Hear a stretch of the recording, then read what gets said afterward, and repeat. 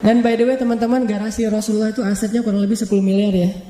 Nabi itu punya kendaraan untuk touring, punya kendaraan off-road, punya kendaraan yang untuk di dalam kota city car gitu. Kalau touring, Nabi pakai kendaraan namanya onta. Dan tahu harga onta Nabi berapa? Paling murah 5 miliar. Jadi satu onta Qaswa Nabi itu bisa beli 3 Alphard. Namanya sih onta, tapi lebih mahal daripada Alphard. Terus kendaraan off-roadnya Nabi, kuda perang Nabi, kudanya Pak Prabowo aja harganya 3 miliar ya. Apalagi kuda perang Nabi, lebih dari 3 miliar. Nah city car Nabi namanya keledai. Itu untuk jalan dekat-dekat aja ke warung misalnya itu sih. Oke, keledai. Dan tiga-tiganya terparkir tuh di garasi Nabi. Jadi Nabi itu bukan orang miskin, tapi orang yang sederhana. Tidak menggunakan fasilitas hidup kecuali karena emang butuh yang bagus sekaligus ya sekalian, ya udah pakai yang bagus sekalian, jangan tanggung.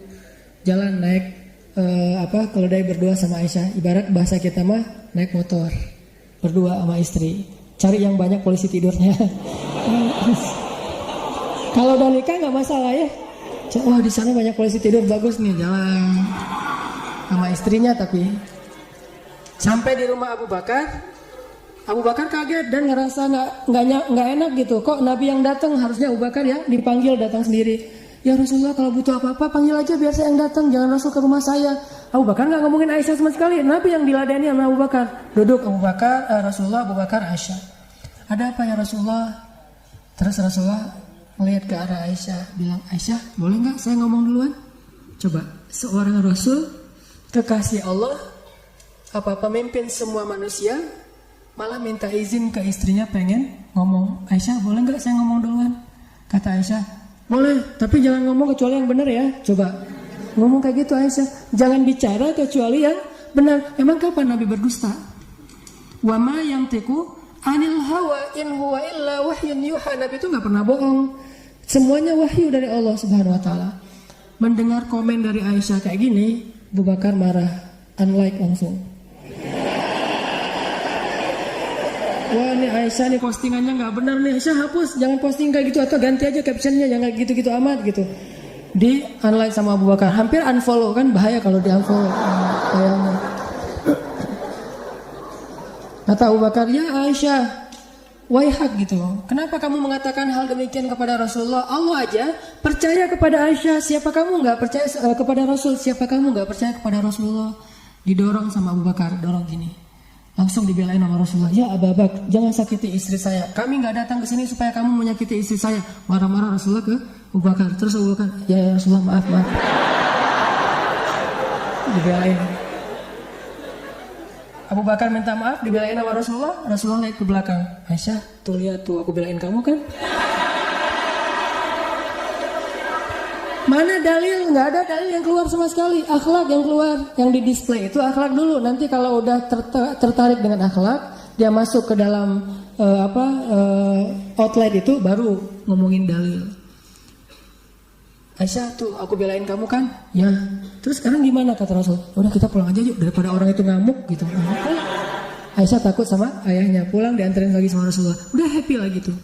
Ternyata menyelesaikan masalah di antara kita itu dengan akhlak juga selesai. Kadang-kadang kan kita dikit-dikit keluar dalil, padahal bukan waktunya. Kita suka menggunakan istilah balighu anni walau ayah, sampaikan dariku walaupun satu ayat. Tapi Nabi sendiri nggak menyampaikan waktu itu. Kenapa? Baligh itu harus sampai ke hati, bukan cuma ngucapin. Kalau ngucapin namanya bukan balighu anni, tapi ucapkanlah dariku walaupun satu ayat. Kalau tabligh itu harus berkesan di hatinya. Berarti harus cari momen yang pas. Likulli maqamin maqal. Semua tempat itu ada teksnya. Itu disebut dengan bijaksana, wise, hikmah. Pulang seru-seruan lagi. Dan Nabi itu orangnya gak kaku. Padahal Nabi paling soleh kan. Orang sesoleh Nabi ternyata gak kaku. Terus siapa kita yang ngerasa lebih soleh daripada Nabi jadi kaku? Kenapa kita makin belajar sunnah makin kaku? Makin belajar ayat dan hadis makin susah senyum. Harusnya makin rajin belajar hadis makin rajin senyum ya. Baca satu hadis senyum. Kenapa? Sunnah Nabi kan tersenyum. Ngelihat perbedaan pendapat, yang satu kunut, yang satu gak kunut, senyumin aja. Jangan lihat yang kunut marah. Orang yang kunut ngelihat yang gak kunut, gak sah. Saling meledek-ledekan. Padahal Nabi aja ngelihat perbedaan pendapat di antara sahabat disenyumin. Bahkan ada sahabat yang agak-agak aneh gitu ibadahnya, disenyumin dulu baru dinasehatin. Kayak ada sahabat tuh sholatnya agak-agak heboh sendiri. Tutorial ala dia lah. Nabi sholat berjamaah, dia datang pengen makmum kan, terus Nabi udah ruku. Wah, Nabi udah ruku nih, dia masih di pintu masjid, langsung dia takbir, dia ruku, jalan sambil ruku. Kan terkenal adegan itu, namanya bakroh namanya, jalan. Makanya saya bilang sholat tutorial dia. Mana ada Nabi nyontohin jalan sambil ruku kan? Tapi seru juga gitu ya. Masuk ke shaf. Udah selesai sholat dia curhat, Rasul, tadi saya sholatnya seru loh, kata dia. Hah, seru gimana? Saya sholatnya di depan pintu, takbir terus ruku, terus jalan sambil ruku. Boleh nggak tuh Rasul? Baru udah kejadian baru ngomong, boleh apa enggak? Nabi senyum. Ya udah, lain kali jangan diulang ya. Gitu doang komentarnya coba. Kalau kita kan seru, keluar semua dalil kan ya. Habis aja orang itu. Ah sama aja, udah hijrah juga disalah-salahin, tetap aja masuk neraka. Ah mending nggak usah hijrah sekalian kan gitu. Ternyata Rasul nggak. Dia contohin akhlak senyum. Wise, empati, tahu oh ini baru belajar. Kecuali orang yang sengaja ngelakuin itu baru dosa kan. Kalau ini kan baru belajar. Ada juga yang sholatnya nggak pernah dicontohin Nabi, tapi dia ngelakuin. Bilal kan, sholat apa? Syukur wudhu. Nabi ngelihat Bilal habis berwudhu sholat. Pas sudah selesai sholat, Nabi tanya Bilal, itu sholat apaan? Coba bayangin Nabi nanya. Padahal Nabi kan yang ngerti agama. Nanya ke Bilal. Bilal itu sholat apaan ya? Bilal bilang sholat syukur wudhu. Bangga gitu. Oh, Nabi gak komen tuh. Senyum doang tuh. Coba bayangin. Bilal, lo gak usah ngelakuin yang gua gak ngajarin ya. Itu mah dasarnya segala macam keluar istilah. Enggak, Nabi mah. Karena Nabi tahu ibadah sunnah itu sifatnya mutlak. Mutlak itu artinya bebas. Karena ada sunnah yang muqayyad, ada sunnah yang mutlak. Kalau kita lebih dalamin lagi nih fikih agama, ada sunnah yang muqayyad itu udah diatur waktunya, hautunya. Waktunya misalnya kayak muqayyad itu tahajud berarti malam. Kayak qabliyah, ba'diyah itu mengiringi sholat wajib. Tapi ada yang mutlak, bebas dilakuin kapan aja dan berapa rakaat pun bebas. Namanya juga mutlak, bebas. Nabi itu orang yang easy going dalam urusan rumah tangga, dalam urusan sama teman, empati, tahu banget orang lain tuh maunya apa. Saking empatinya Nabi, kadang-kadang Nabi itu jadi kayak ra'fah itu gak enakan. Jadi kalau kita jadi orang yang gak enakan, insya Allah kita udah ngikutin akhlak sunnah Nabi. Gak enakan gimana? Kita lagi ngecengin satu cewek. Wah ini istri soleha ideal banget nih, pasti nih bakalan jadi Khadijah dalam hidup saya nih. Tiba-tiba datang teman kita curhat, luar biasa ya, di kampus kita ada anak baru dan itu keren banget loh. Siapa itu yang kerudungnya kayak gitu-gitu warna itu? Kan kita tadi udah ada hati ke dia karena ngelihat teman kita juga mau, kita jadi rafah, nggak enakan. Aduh kasihan dia, udah dia aja duluan. Kita belakangan kalau dia gagal. Yang jelas nggak rebutan apa segala macam sampai rame main belakang, main sihir segala macam nggak. Ini Rasulullah banget nih, orangnya rafah. Sama kayak Rasulullah ketika di rumah beliau ada tamu. Lagi duduk di rumah, dikasih makan sama Nabi, minum, udah pokoknya makannya itu udah utuh, udah appetizer-nya udah, main course-nya udah, dessert-nya udah, semuanya udah beres nih, gak pulang-pulang. Rasulullah bingung, ngeliat jam, gak ngerti jam berapa ya sekarang kalau bahasa kita ya, artinya kan udah malam, gak pernah, oh baru jam 10 ya Rasulullah, oh iya, ada yang mau ditanyain lagi, ada ya Rasulullah, terus aja gitu. Nabi pengen istirahat, mereka gak tahu supaya segera pulang. Nabi nggak enak mau nyuruh mereka pulang. Gimana ya cara nyuruh mereka pulang? Istri udah kasihan nunggu di dalam kok suami nggak masuk. Akhirnya turun ayat loh. Allah yang negur mereka. Kalau nggak salah di surat Al-Ahzab apa surat An-Nur gitu. Allah bilang, wahai orang-orang yang beriman, kalau kalian datang ke rumah Nabi, lalu kalian sudah selesai makan, maka pulanglah. Karena itu akan menyulitkan Nabi SAW. Turun ayat suruh mereka pulang. Pas turun ayat, Nabi kan nggak boleh nggak menyampaikan ayat. Kalau ada ayat harus dibacain. Kata Nabi, alhamdulillah udah turun ayat. Kata Nabi, oh masya Allah ayat apa ya Rasul? Sahabatnya kegeeran gitu kan. Baca-baca ya Rasul, kita pengen mendengar. Wah bagus nih ada materi baru nih gitu ya. Pas bacain, kalau kalian datang ke rumah Nabi disuruh makan, makanlah. Kalau sudah selesai makan maka pulanglah. Jangan berlama-lama. Konteks ayatnya itu jangan berlama-lama. Oh itu maksudnya. Wah. Coba Rasulullah tuh gitu. Sampai Allah terlibat karena Rasulullah tuh fatun, orang yang sangat nggak enakan. Saking nggak enakannya tuh kadang-kadang sering menyulitkan diri sendiri. Pernah nggak sih kita nggak enakan jadi menyulitkan diri kita sendiri? Itu Rasulullah banget.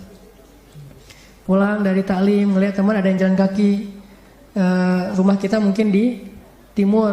Saya tanya sama dia, mau kemana? Mau pulang? Nggak ada kendaraan nggak? Ya udah ikut saya aja. Ya udah ikut. Ternyata rumahnya di barat. Jadi kita ke tempat yang lebih jauh. Ya kita nggak akan cari-cari alasan nganterin. Pas sampai sana pulang jadi telat sendiri. Mungkin karena kita nggak ngerasa nggak enakan sama dia, kita bantu. Ini hal-hal yang disebut dengan rofa. Nggak enakan dengan pasangan. Rasulullah tuh pernah nggak enakan sama istri. Gimana nggak enakannya? Nabi satu pagi lapar, belum makan dari subuh. Pergi ke dapur, buka-buka gitu. Buka panci, buka segala macam, lihat nggak ada isi. Aisyah belum masak. Lagi buka-buka kayak gitu di dapur, tiba-tiba Aisyah lewat. Aisyah nongol nih. Pas Aisyah lewat, Nabi langsung bilang, Aisyah saya puasa loh hari ini. Coba gimana Rasulullah? Gak pengen bikin Aisyah salah tingkah dan merasa gak nyaman karena belum masak untuk Rasulullah dan Rasulullah lapar. Jadi kan Aisyah jadi gak enak hati tuh. Untuk membuat Aisyah tetap nyaman, Rasulullah bilang, Aisyah saya puasa loh hari ini. Oh gitu, ya udah sekalian saya gak masak. Padahal Nabi tadi tuh gak ada niat puasa. Kan puasa sunnah gak harus niat dari awal kan. Boleh niat belakangan selama belum makan apa-apa. Jangan sampai niatnya udah minum kopi, udah makan pempek, baru saya puasa aja deh. Tapi pempeknya udah habis berapa kapal selam misalnya. Nah ini Rasulullah tuh gak enak hati kepada istrinya. Sampai bikin istrinya nyaman. Jadi kalau kita pulang ke rumah, di rumah makanan apa aja, alhamdulillah enak banget. Mama pintar banget sih masak. Kapan masaknya? Oh tadi bibi yang masak. Oh iya gak apa-apa. Maka tetap makan dengan menghargai yang masaknya.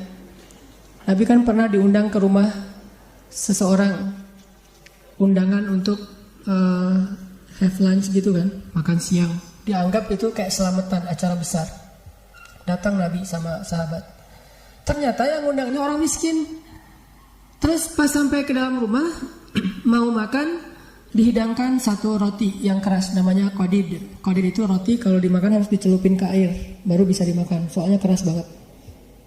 Nabi duduk, dihidangin qadid.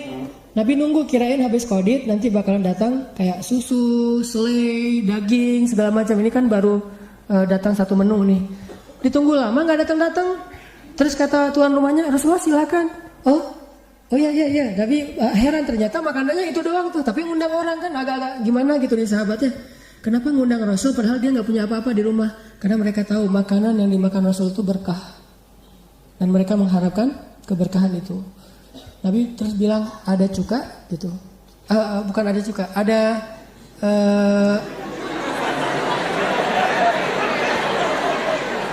jadi makan pempek ya.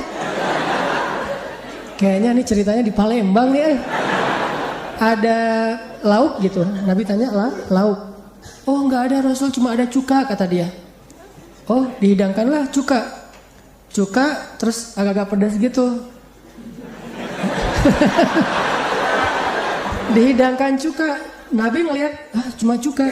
Akhirnya Nabi colek tuh roti, Nabi sobek tuh roti, dicolek ke cuka, dimakan. Dan Nabi mengatakan sebaik-baik lauk itu cuka. Tapi kalau di Palembang orang ngerti kali ya, memang sebaik-baik lauk adalah cuka.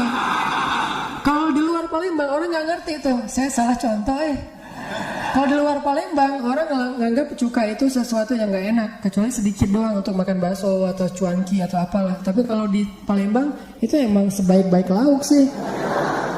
Nah di Arab itu cuka biasanya makanan orang miskin banget yang nggak ada makanan lain gitu. Di Arab ya, di Arab. Kalau di Palembang cuka itu makanan favorit orang kaya sih. Orang kaya yang masih jomblo. Tetap aja. Nah teman-teman, saking gak enakan Nabi itu kayak gitu, sampai memuji makanan. Jadi kalau kita dikasih cuman garam sebaik-baik lauk gitu, garam loh mah gitu. Papa senang makan garam, senang makan saya pernah di rumah istri nggak masak, akhirnya saya goreng telur sama pakai cabai rawit. Pas istri bilang, aduh kasihan suamiku nggak dimasakin, maaf ya baru pulang dan segala macam. Enggak, mah tahu enggak? Tapi kita manggilnya bukan mah ya, adalah pokoknya panggilan tertentu. Mah tahu enggak? Dulu aku waktu kecil masakan yang paling aku suka itu nasi terus sama garam sama cabai. Itu udah nikmat banget, dunia milik sendiri gitu. Oh gitu, ayo udah lanjutin aja. Makan sendiri. Cuman jangan sering-sering ya, sekali-kali aja kayak gitu. Pernah juga Nabi lagi duduk sama istrinya, lagi berdua gitu. Nabi ngeliatin aja wajah istrinya gitu kan. Kan melihat wajah pasangan itu pahalanya kayak sholat 2 rakaat kan ya. Jadi kalau teman-teman nanti udah nikah mau dapat pahala sholat, duduk aja gini. Rempong lalu lalang gitu, diliatin aja. Ngapain sih ngeliat orang kayak gitu? Saya heran. Baru pertama ngelihat ada bidadari nginjak kakinya di bumi. Wah. Nah, jalan ngeliatin. Nabi lagi duduk sama Aisyah. Habis Aisyah tuh masak seharian. Dan Aisyah tuh terkenal istri Nabi yang gak terlalu pintar masak. Siapa istri Nabi yang pintar masak? Ummu Salamah. Sampai dia punya brand sendiri, Ummu Salamah Cake gitu. Saking terkenal pintar masak ya. Pokoknya kalau masakan Ummu Salamah semua orang doyan. Kan sampai ada adegan Aisyah lagi bikin acara kayak dinner gitu, terus Ummu Salamah ngirim masakan, dilempar kan masakannya sama Aisyah. Kalau istri Nabi yang lain ngirim masakan mungkin gak akan dilempar, soalnya sama nih kualitasnya. Tapi kalau Ummu Salamah, ini masakan Aisyah siapa yang makan? Kalau Ummu Salamah udah ngirim makanan. Nah waktu itu Aisyah habis rempong seharian bikin kue. Jadi kayak kue lebaran gitu dibikin sama Aisyah, banyak tepungnya di atas kayak ada gula yang salju gitu. Udah seharian selesai bikin kue, Rasul makan sama Aisyah sambil cerita-cerita yang lucu-lucu, yang seru-seru gitu. Tiba-tiba ada istri Nabi yang lain yang paling senior ngetuk pintu. Siapa istri Nabi yang paling senior? Berinisial S, Saudah. Usianya udah 60 tahun lebih. Saudah datang, Assalamualaikum. Waalaikumsalam. Nah by the way, Saudah itu emang satu geng sama Aisyah. Karena istri Nabi itu punya 2 geng. Ada geng Aisyah, ada geng Sofia. Sofia itu istri Nabi yang orang Yahudi itu. Geng Aisyah itu isinya Aisyah, Saudah, Hafsah. Itu geng Aisyah. Kalau geng Sofia, Ummu Salamah, Maria, nanti ada nama-nama keren-keren gitu. Sofia itu bedanya sama Aisyah cuma setahun. Aisyah 16 tahun pas Nabi wafat, 19 tahun. Sofia itu 20 tahun. Jadi baru lulus SMA gitu. Datang nih Saudah, Assalamualaikum, Waalaikumsalam. Duduklah Saudah di antara Nabi, Aisyah, Saudah. Kata Aisyah, Saudah, saya habis masak loh. Mana? Oh ya, Saudah rasain deh, enak deh. Kata Rasul juga enak. Malas gua kenyang gitu kata Saudah. Saudah, ini gak ngenyangin, satu aja. Menghargai saya yang udah capek masak dari pagi. Aisyah, saya lagi malas gitu. Saudah, satu aja coba menghargai saya. Aisyah, malas tau gak sih? Nih rame nih 2 cewek ini nih berdua. Akhirnya Aisyah kayak ngerasa kurang dihargai. Aisyah bilang, Saudah kalau kamu gak ngerasain ini, gak mau coba, saya lemparin nih tepung ke wajah kamu. Mulai nih, agak-agak main kasar ya. Kata Saudah, sok kalau bahasa Sunda, sok tuh apa? Coba aja gitu. Apa? Laju.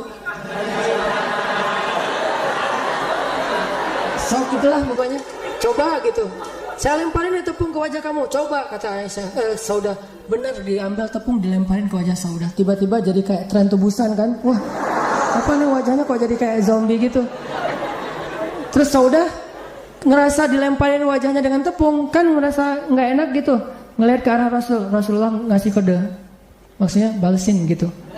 Disuruh balas. Saudah dapat lampu hijau dari Nabi, ngambil tepung, dilemparin ke Aisyah. Lemparan tepung sampai jadi benar-benar putih dua-duanya aneh gitu, kayak pantomin gitu, kayak badut. Tiba-tiba lagi lemparan seru-seruan kayak gitu, terdengar suara jawara Quraisy ketuk pintu. Assalamualaikum, suara Umar. Langsung ngacir 2 orang cewek ini masuk ke kamar, lari langsung mendengar suara Umar.